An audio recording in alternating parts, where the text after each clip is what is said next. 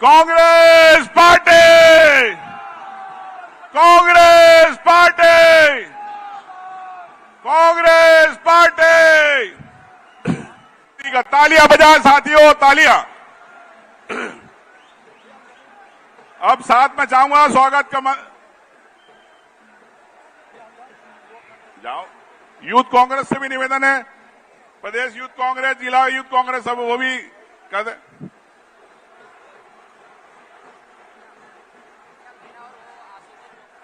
शानदार स्वागत। और ये मध्य प्रदेश में एक संकनाद है, शुरुआत है, वक्त का बदलाव है। आने वाले समय में कांग्रेस सरकार बनने जा रही है। जिस प्रकार से हुजूम जनसमूह आया है और ऐसी स्थिति लगती है, इस प्रदेश के अंदर जन आक्रोश है, आम लोगों में विश्वास है। आप ये तस्वीर रख लीजिएगा, मध्य प्रदेश के हालात अपने सामने रख लीजिएगा और आप सब मिलके सच्चाई का साथ देंगे। सच्चाई पहचान लीजिएगा, कलाकारी पहचान लीजिएगा, सच्चाई का साथ देंगे आप तो मध्य प्रदेश का भविष्य सुरक्षित रहेगा। ये मेरी आपसे प्रार्थना है। आप सबका बहुत बहुत धन्यवाद।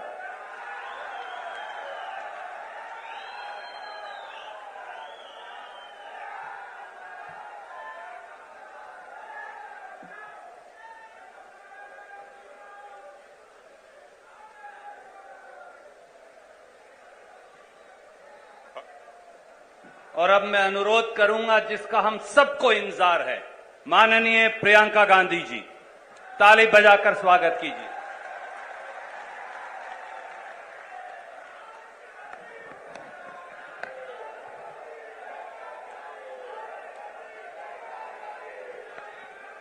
बहनों और भाइयों, सबसे पहले तो आप सबका बहुत बहुत स्वागत इस सभा में। मैं आपको दिल से धन्यवाद देना चाहती हूं कि कटाई का मौसम है और आप अपने खेतों को छोड़कर आज मेरी बातों को सुनने आए हैं। साम्राज्य की महान वीरांगना रानी दुर्गावती जी की जयंती है, उन्हें मेरा शत-शत नमन। जय जोहार। लोकनायक टंट्या मामा जी की जय। जय भीम। मेरे साथ एक बार जोर से बोलिए, हमू आखा एक छे। आदिवासी नायक भीमा नायक जी, शंकर शाह रघुनाथ शाह जी, बादल होई जी की विरासत को नमन। माही माता की कृपा से, कालका माता की कृपा से, अमका झमका माता की कृपा से आज मैं यहां आपके बीच आई हूं। यहीं पास में अमका झमका के दरबार में भगवान कृष्ण ने मां रुक्मिणी जी के साथ लीला रचाई थी। यहां मोहन खेड़ा का श्वेतांबर जैन मंदिर है, एक बहुत बड़ा तीर्थ स्थान है जहां देश भर से लोग आते हैं। ये महाराजा भोज की धरती है, शहीद महाराजा बख्तावर सिंह जी की धरती है, जिन्होंने हमारे पहले स्वतंत्रता संग्राम में अपने प्राणों का बलिदान दिया।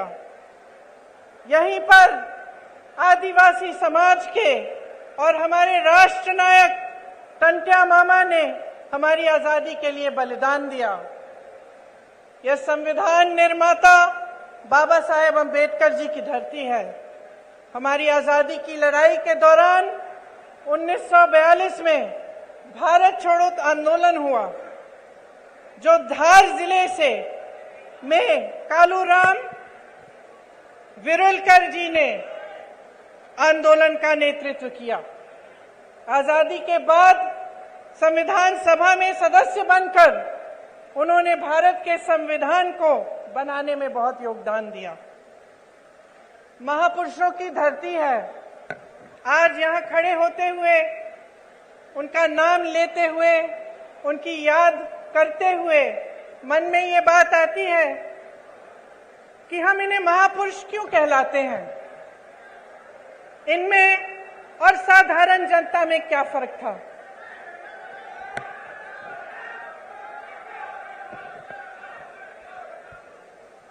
फर्क ये था कि इन्हें हम महापुरुष इसलिए कहलाते हैं क्योंकि उन्होंने आजीवन जनता के लिए संघर्ष किया, एक जनता के साथ भरोसे का रिश्ता जोड़ा और उस भरोसे को जीवन भर नहीं टूटने दिया। इसीलिए आज भी उनके गुजर जाने के सैकड़ों साल, दशकों बाद हम उनकी याद करते हैं और उनको नमन करते हैं। वही वो कहते हैं, हम कहते हैं उन्होंने घोटाले किए, वो कहते हैं हमने किए। हम कहते हैं हमने विकास किया, वो कहते हैं उन्होंने किया। हम कहते हैं हमने रोजगार दिलाए, वो कहते हैं उन्होंने दिलाए। तो मैं सोच रही थी कि ये तो भाषण तो सभी सेम कहते हैं, वही भाषण है, तो जनता को कैसे पता चलेगा कि कौन क्या कह रहा है और इस बीच सच्चाई क्या है। हाँ, मुझे मालूम है। मैं यहां आ रही थी तो मैंने कुछ लोगों से पूछा, नौजवान खड़े थे, मैंने पूछा कि भाई क्या लगता है इस चुनाव में क्या होने वाला है, मध्य प्रदेश का भविष्य क्या है। कहने लगे राजा जा रहा है। तो मैंने कहा अच्छा क्यों। कहने लगे कि इस बार हमारा वोट रोजगार के लिए डलेगा।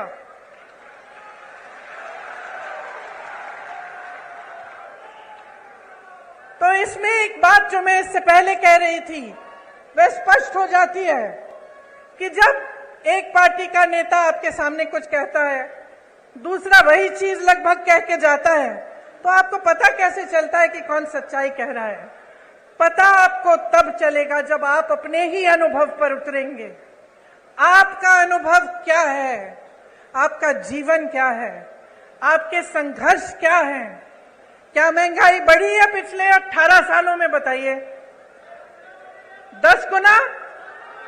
पिछले 5 सालों में, 3.5 सालों में, जब से इनकी सरकार रही है तब से बढ़ी है कि घटी है?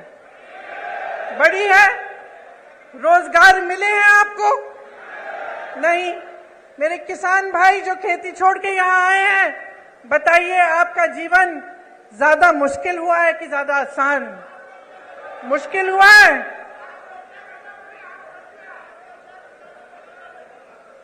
आपको मालूम, आप कह रहे हैं किसानों की आत्महत्या 17,000 में, मैंने अभी एक आंकड़ा सुना कि लगभग 17,000 नवयुवकों ने आत्महत्या की है पिछले 18 सालों में।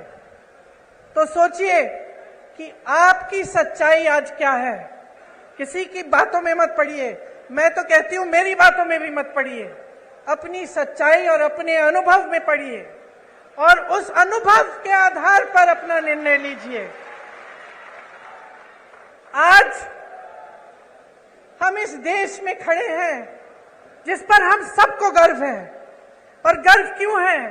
क्योंकि अगर आप आसपास के देशों को देखेंगे तो शायद हमारा एक देश है इन सारे आसपास के देशों में जो आजादी के बाद एक लोकतंत्र माना जाता था और जिसका लोकतंत्र हमेशा मजबूत रहा है।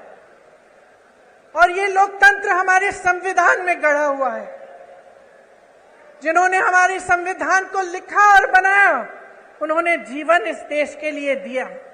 एक नहीं थे, बहुत सारे लोग थे हमारे स्वतंत्रता सेनानी।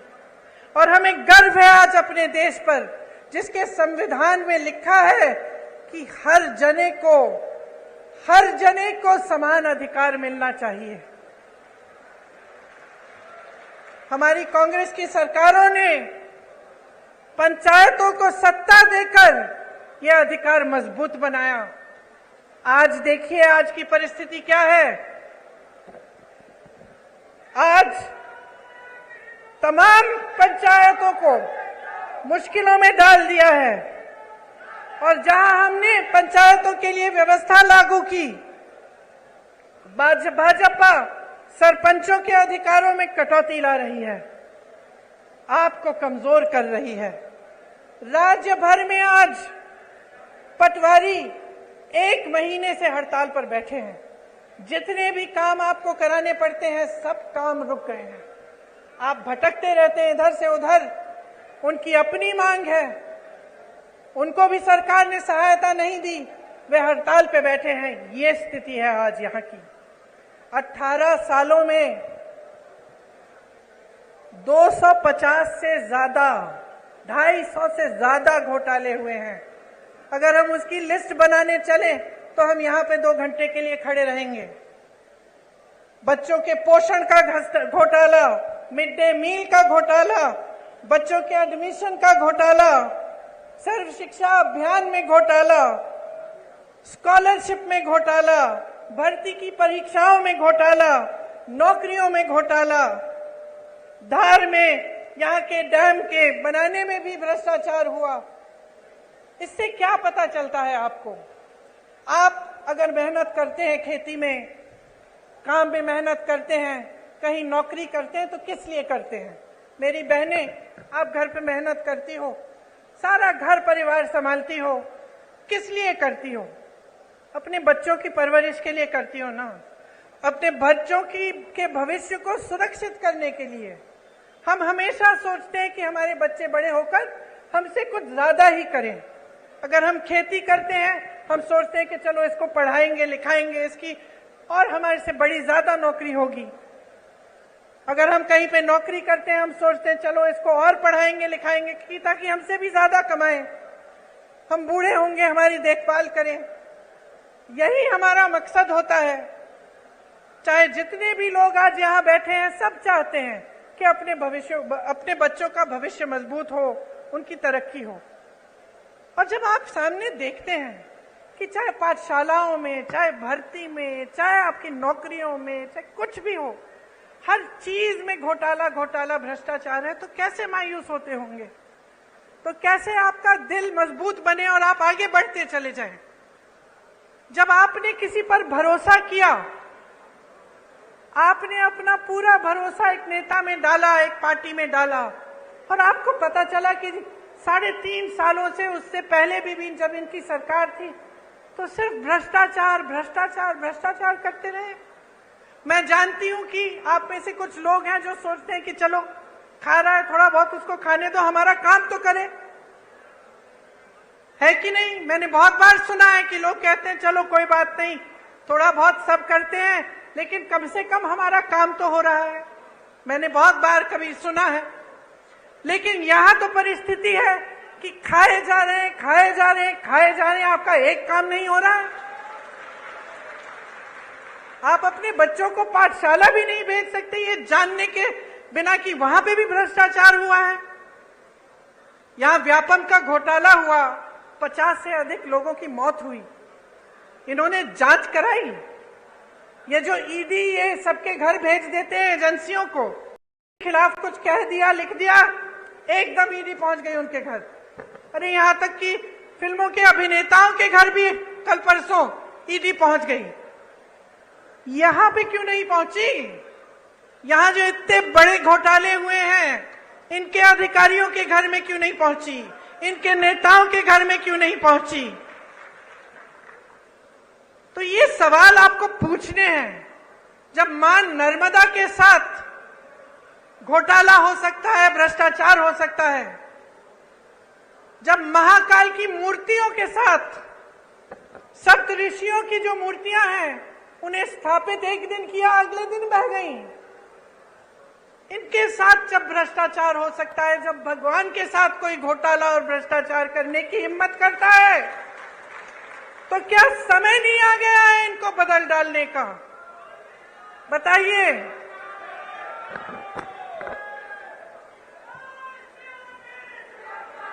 देखिए,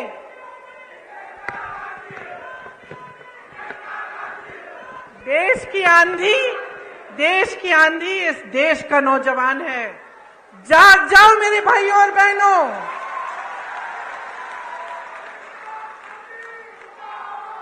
आपको बचाने के लिए कोई आंधी नहीं आ रही है। आप खुद को बचाइए। ये जो आपके साथ हो रहा है ये गलत है। जो रोज रोज आप जी रहे हैं, आप संघर्ष कर रहे हैं, ये गलत है। मेरे नौजवान भाइयों, आप फीस देते हैं ट्यूशन की? देते हैं कि नहीं? जब आपको भर्ती की परीक्षा भरनी पड़ती है, आप संघर्ष करते हैं कि नहीं? माता पिता आपके लिए खेती करते हैं, नौकरी करते हैं, संघर्ष करके आपके लिए पैसे इकट्ठे करते कि आपकी फीस भरेंगे कि नहीं? तो क्यों इनको आपने इतनी हिम्मत दे दी है कि जब आप परीक्षा देने जाते हैं तो बार बार उनकी भर्ती की परीक्षाओं में ये घोटाला करते हैं? मैंने उत्तर प्रदेश में देखा है, मैंने उत्तर प्रदेश में ऐसे नौजवान देखे हैं जिनके 10 साल गुजर गए हैं। एक परीक्षा दी, उसमें भी घोटाला हो गया, भर्ती की लिस्ट नहीं निकली, इंतजार करते रहे ये सोच के कि हमने पैसे खर्चे हैं, हमने मेहनत की है, एक ना एक दिन हो जाएगा। इंतजार करते रहे। जो बच्चा 22 साल का था, 21 साल का था, अब 30 साल का हो गया, अभी तक उसको नौकरी नहीं मिली। ये परिस्थितियां हैं इन प्रदेशों में जहां भाजपा सरकार में है, सत्ता में है, क्योंकि इनका अहंकार बहुत बढ़ गया है। मेरी बहनों और भाइयों, बहुत ज्यादा लूट होने लगी है और कोई रोक, कोई लगाम नहीं है। आप सोचिए, जब आप ही की संपत्ति, इस देश की संपत्ति, जो सबसे बड़े बड़े पीएसयू हैं, वही अपने दोस्तों को बेच डाले। जब यहां खड़े हुए जितने भी अधिकारी हैं, पुलिस वाले खड़े हैं, कर्मचारी हैं, इनको पुराना पेंशन नहीं मिलता। जब इसको देने का समय आता है तो आपको बताया जाता है कि पैसे नहीं है। तो अगर पैसे नहीं है तो अडानी जी के हजारों करोड़ लोन माफ कैसे हो रहे हैं? अगर किसान के कर्ज माफ नहीं हो सकते तो ये बड़े बड़े उद्योगपतियों के कर्ज माफ कैसे हो रहे हैं? ये सवाल आपको पूछना पड़ेगा, क्योंकि आप अगर ये सवाल नहीं पूछेंगे तो हमारी नहीं, इन सब नेताओं की नहीं, आप सबकी जिंदगी बर्बाद होगी, आपका भविष्य बर्बाद होगा। आपके आने वाले दिन अच्छे नहीं, बुरे होंगे, और ये बात आपको गहराई में समझनी पड़ेगी। आज ऐसी परिस्थिति बन गई है कि कुछ लोगों ने नेताओं को भगवान बना दिया है। नेता भगवान नहीं है। बहनों और भाइयों, आप में से उभर के आता है, आपकी तरह इंसान है, और जब उसका अहंकार बहुत ज्यादा बढ़ जाता है, जब वो आपकी परवाह नहीं करता, तो इस लोकतंत्र ने, जिसपे हम सबको गर्व है, इस लोकतंत्र ने आपको अधिकार दिया है कि आप उसको निकालें, उसको सबक सिखाएं, उसको जिम्मेदार बनाएं, उसको जवाबदेह बनाएं। और ये आपकी जिम्मेदारी है। आज आपके प्रदेश में इतनी महंगाई है, मैं जानती हूं बहनों, मैं जानती हूं कि आप पर क्या गुजर रहा है। मैं जानती हूं कि जब आप सोच रहे होंगे कि त्योहार का मौसम आ रहा है, दशहरा आ रहा है, धनतेरस, दिवाली, आप कुछ खरीदना चाहते हैं, आप जब दुकान जाते हैं तो घबराते हैं कि हम ये सब चीजें ले पाएंगे कि नहीं। आधी चीजें खरीदते हैं, आधी छोड़ देते हैं। मैं जानती हूं आप सोचती हैं कि किस तरह से थोड़ी बहुत बचत हो जाए घर में, थोड़ा कम खा के, थोड़ा सा काम ज्यादा करके। मैं जानती हूं कि कितनी मुश्किल समाज का कितना आप बोझ उठाती हैं। आपको बताया जाता है कि राशन हमने मुफ्त कर दिया, वाह वाह वाह, बहुत बढ़िया। वहां हजारों करोड़ के लोन मुफ्त में मिल रहे हैं, यहां राशन पे हमें आपसे हाथ जोड़ना पड़ रहा है। इन्होंने कहा कि राशन आपको मुफ्त में दे रहे हैं। अब आप सोचिए, मैं एक राज बताती हूं आपको। जब कांग्रेस की सरकार थी तब आपको राशन कितने में मिलता था? 60 रुपए में। उस समय गैस का सिलेंडर कितने का था? 425 रुपए। तो मतलब 485 रुपए में लगभग आपको राशन भी मिल जाता था और आपको सिलेंडर भी मिल जाता था। अब ये कहते हैं इन्होंने राशन मुफ्त कर लिया, जैसे बहुत बड़ा एहसान कर लिया आप पे, और अभी तक कल तक, चुनाव के आने तक सिलेंडर कितने का मिल रहा था आपको? 1125 रुपए। तो जो आपको पहले सिलेंडर और राशन 485 रुपए में मिल रहा था, आज आपको राशन मुफ्त लेकिन सिलेंडर 1125 रुपए। और चुनाव आया, फट से कम कर दिया। चुनाव आया, आप सुन लीजिए इस बात को बहुत ध्यान से। चुनाव आया तो क्या क्या नहीं हुआ। चुनाव आया तो घोषणाएं शुरू। चुनाव आया तो मोदी जी हर 2 दिन यहां आकर कोई उद्घाटन कर रहे हैं। 18 साल में समय नहीं मिला उद्घाटन करने के लिए। ये पुल, ये सड़कें, ये सब विकास की बातें ये पहले नहीं हो सकती थी?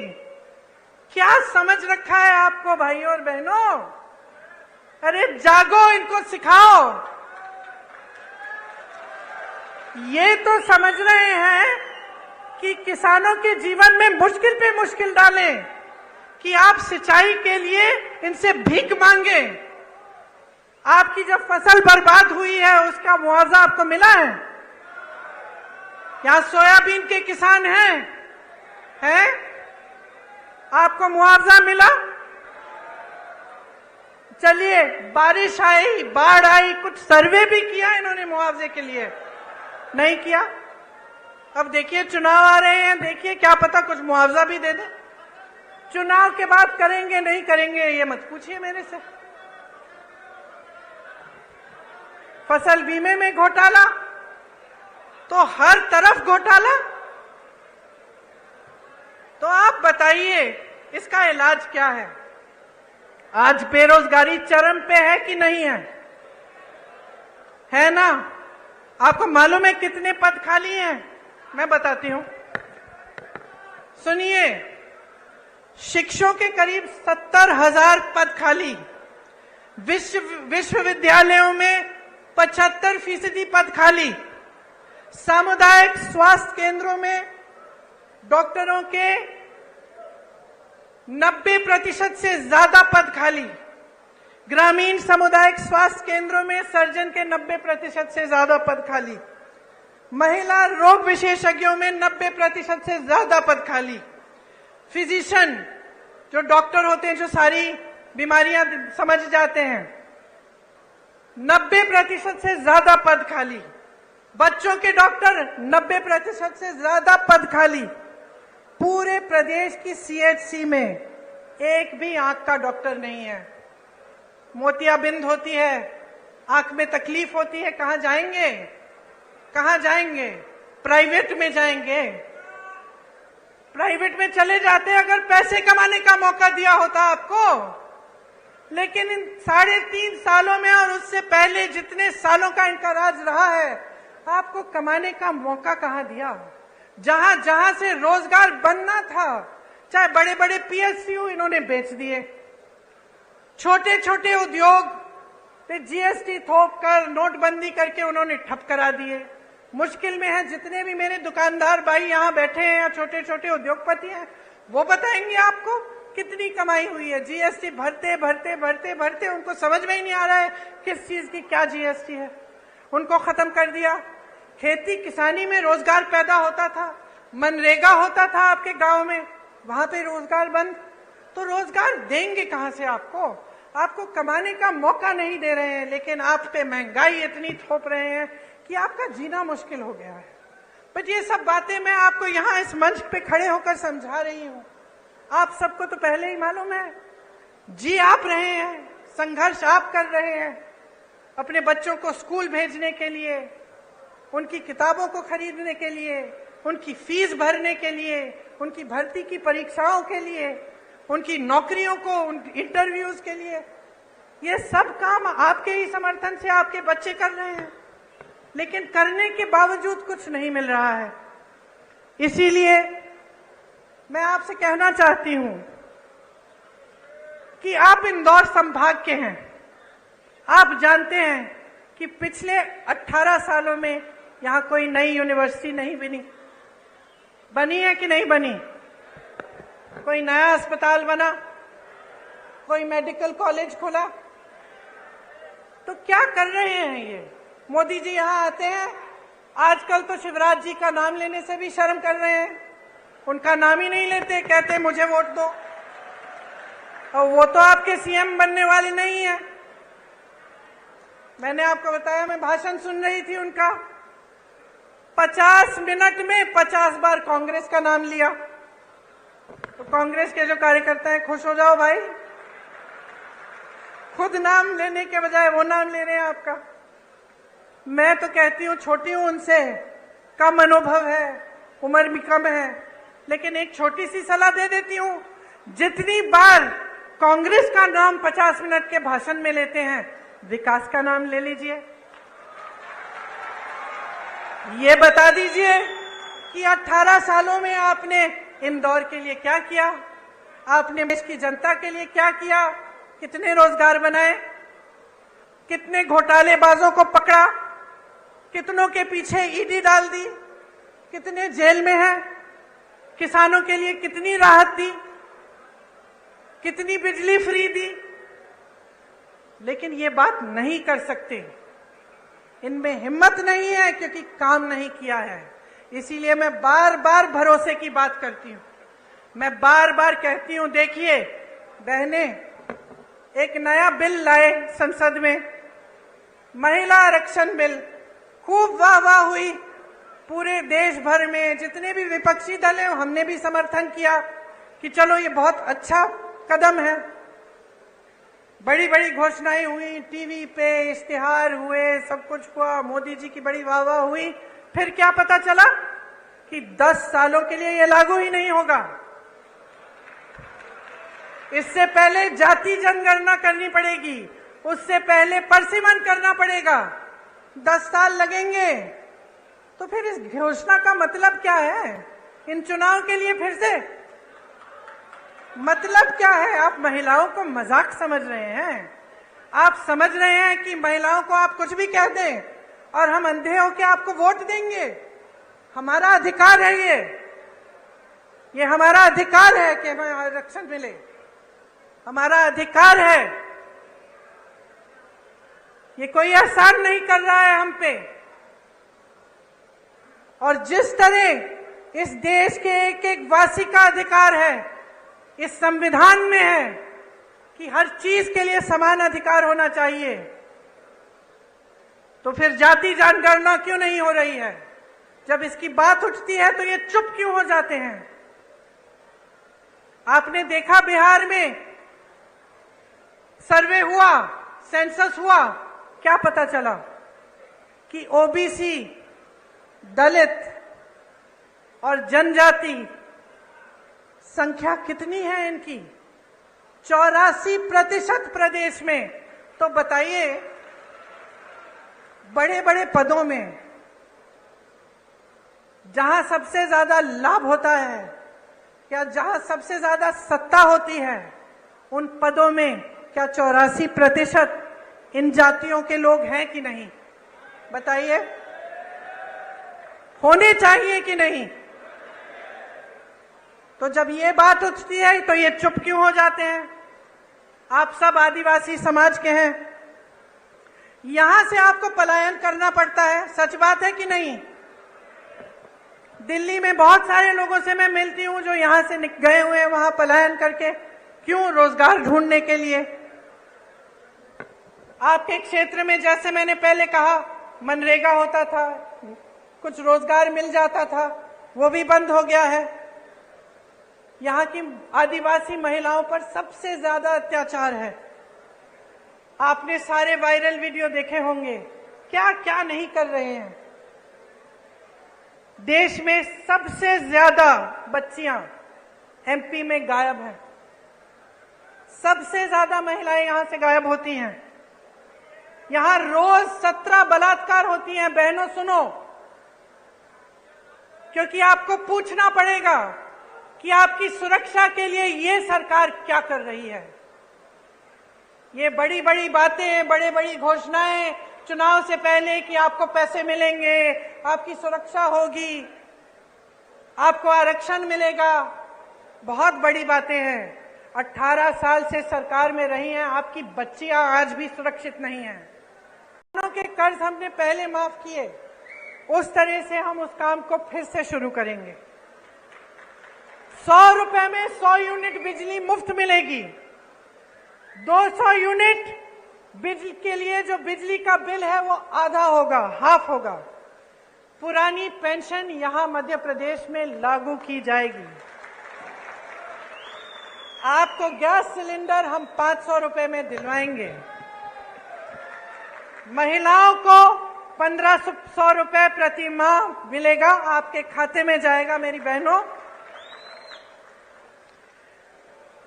और 5 हॉर्स पावर सिंचाई की बिजली भी किसानों को मुफ्त मिलेगी।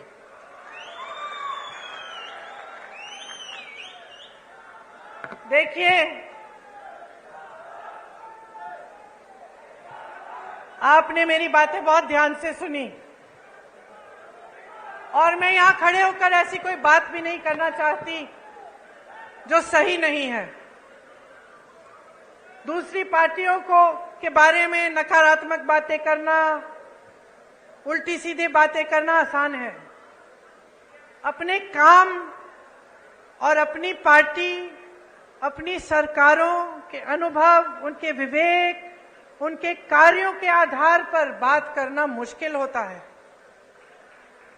मुश्किल क्यों? क्योंकि फिजूल की बात नहीं कर सकते। मैं यहां खड़ी होकर ये नहीं कह सकती कि भाई राजस्थान में चिरंजीवी योजना है, 25 लाख का मुफ्त इलाज है, अगर नहीं होगा तो। क्योंकि आप में विवेक है, आप जान लेंगे कि भाई यहां पे खड़े होकर सब फालतू की बातें करते हैं। तो यहां खड़े होकर मैं सिर्फ वो बातें करना चाहती हूं जो सच्चाई है, जो हमारे अनुभव की बातें हैं और जिन बातों की सच्चाई आप खुद खोज सकते हैं। तो यहां खड़े होकर सबसे बड़ी बात मैं आपसे क्या कहना चाहती हूं कि देखिए, ये देश आपका है, ये देश आपका है, ये प्रदेश आपका है, ये भविष्य आपका है, ये आगे वाली पीढ़ी, ये नई पीढ़ी आपकी है। तो जिम्मेदारी भी आपकी है, कांग्रेस पार्टी भी आपकी है, हम सब भी आपके हैं। तो ये एक बहुत बड़ी जिम्मेदारी है, इसको हल्के में मत लीजिए। आपको संविधान ने सबसे बड़ी शक्ति दी है, वो आपकी शक्ति है, जनता की शक्ति है।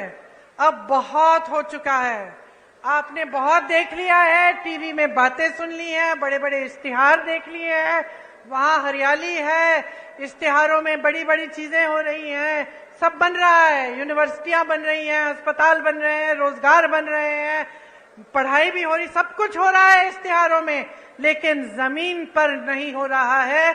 और जब तक आप इसको जमीन पर नहीं उतारेंगे, आप स्पष्ट कर दीजिए हर नेता को कि जब तक ये बातें जमीन पर नहीं उतारेंगे, अपने वादों पर खरे नहीं उतरेंगे, तब तक आपका कीमती वोट उनके पास नहीं जाएगा। सोच समझ के अपना वोट देंगे। अगर आप वाकई अपने भविष्य को बनाने के लिए और ऐसी बातों में नहीं पड़ेंगे जिनसे आपके जज्बात जुड़ जाते हैं, क्योंकि बहुत चालाकी से चुनाव के समय आपके जज्बातों को जोड़ा जाता है। धर्म की बातें होती हैं, जाति की बातें होती हैं, ऐसी बातें होती हैं कि आपको बुरा लगता है कि भाई अगर हम वोट नहीं देंगे कहीं हमारे धर्म पे आंच ना आ जाए, कहीं हमारी जाति पे आंच ना आ जाए। लेकिन ये आपको गुमराह करने का तरीका है। तो जैसे मैंने कहा, अपनी आंख अर्जुन की तरह निशाने पर रखिए। निशाना आपका भविष्य है, निशाना मध्य प्रदेश का भविष्य है।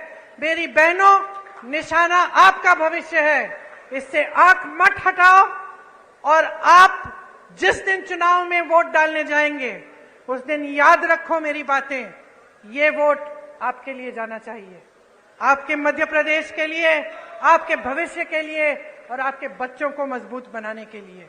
और मैं दावे के साथ कहती हूं कि अगर आप इस तरह से सोचेंगे, अगर आप पूरे विवेक से और अपने ही अनुभव से अपना वोट डालेंगे, तो आपका एक एक वोट आज